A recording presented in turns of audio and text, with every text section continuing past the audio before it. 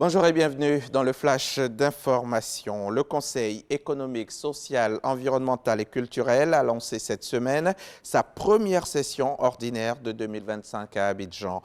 L'occasion de dresser le bilan de 2024, tracer les perspectives pour 2025 et renforcer les relations institutionnelles. Une cérémonie placée sous le signe de la coopération et du développement en présence du haut représentant du président de la République et de Konrad Baguidi, président du Conseil économique et social du Bénin, invité d'honneur. Alexis Ouedraogo aussi était sur place. Elle nous en parlera dans le détail à 13 h. Placer l'éducation au cœur du changement social, c'est l'objectif de la rencontre entre le Premier ministre Robert Mambébegré et le révérend Oksou Park, fondateur de l'ONG coréenne IYF, International Youth Fellowship. Hier, à la primature, ils ont discuté du programme Mind Education, conçu pour changer les mentalités et préparer la jeunesse à son rôle dans le développement du pays. Plusieurs membres du gouvernement ont également pris part aux échanges. Le témoignage de Marie-Chantal Akandan et Ulrich Adongon à suivre dans le 13 h. Une année charnière pour la gendarmerie nationale qui se prépare au défi de 2025, notamment la sécurisation de la présidentielle. Le général Alexandre Apalo-Touré a réuni ses hommes pour évaluer l'exercice écoulé et affiner la stratégie de l'année en cours. Parmi les résultats notables de 2024, la vidéo-verbalisation, une avancée qui a contribué à la sécurité routière, lutte contre l'orpaillage illégal, saisie de drogue, renforcement des dispositifs sécuritaires. La maréchaussée affiche sa détermination. C'est à Jacquesville que la hiérarchie de la gendarmerie nationale s'est réunie pour définir le plan d'action de la sécurisation du pays. Toutes les activités menées en 2024 passaient donc au peigne fin par le comité scientifique sous le commandement du général du corps d'armée Alexandre Apalo-Touré, commandant supérieur de la gendarmerie nationale. À cela s'ajoute le recouvrement de plus de 2 milliards de francs CFA grâce à la vidéo-verbalisation, la saisie d'importantes quantités d'héroïne et la sensibilisation des populations sur l'orpaillage illégal. La plupart des activités prévues ont été exécutées avec un taux de réalisation de 93%.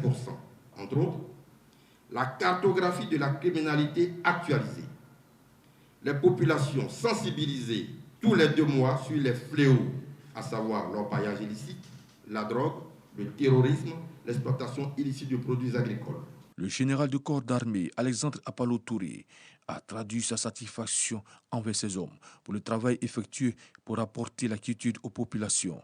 Selon lui, l'année 2025 présente des défis importants, notamment la sécurisation des échéances électorales. Nous devons réorganiser notre système d'action pour pouvoir aborder ces moments électoraux avec de la puissance, de la rigueur, du courage, de la détermination afin d'atteindre les résultats escomptés.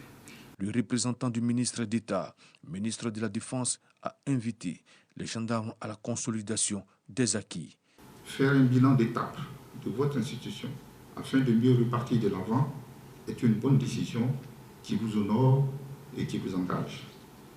Cet exercice permettra, j'en suis certain, de consolider les acquis, de tracer ensemble la voie d'une gendarmerie encore plus performante au service des populations. Ce séminaire, le premier de l'année, a été marqué par plusieurs communications, conférences et panels animés par le procureur de la République et le vice-président de l'université Félix Houphouët-Boigny.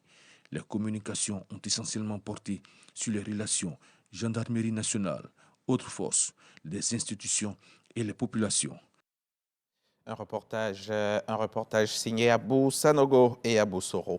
Les soldats de l'armée soudanaise ont repris ce vendredi le contrôle du palais présidentiel à Khartoum après une violente bataille contre les paramilitaires rivaux. Les forces de soutien rapide occupaient le siège de la présidence depuis le début du conflit avec l'armée en avril 2023. L'armée a aussi affirmé avoir pris le contrôle de plusieurs ministères dans la capitale, selon un porte-parole. Des coups de feu intermittents ont été entendus dans certains quartiers du centre de la capitale. Khartoum. Ce conflit, il faut le rappeler, a causé des dizaines de milliers de morts, déplacé plus de 12 millions de personnes et provoqué la plus grande crise alimentaire et de déplacement forcé dans le monde. Le président américain a signé hier jeudi un décret prévoyant à terme la fermeture du département fédéral de l'éducation. S'il joue un rôle limité dans le système éducatif aux États-Unis, sa disparition ne serait pas sans conséquence sur la scolarité des jeunes Américains. Cette annonce n'est pas une surprise puisqu'il s'agit d'une promesse de campagne qui figurait dans le programme Project 2025 dont le candidat s'est largement inspiré. Pour le fermer totalement, il faudra l'approbation du Congrès et une majorité de 60 votes au Sénat, où les républicains ne disposent que de 53 sièges. Lors de son premier mandat, Donald Trump avait déjà tenté de faire supprimer ce ministère, mais cette mesure n'avait pas été adoptée par le Congrès à l'époque. Nous sommes vendredi, et vendredi, c'est jour de sport sur RTI 1. Tout à l'heure à 13h, dans le cadre du JT des sports, justement, je recevrai un journaliste de RTI Sport qui viendra nous livrer toute l'actualité sportive de la semaine. On se retrouve donc tout à l'heure à 13h, c'est sur la chaîne qui rassemble.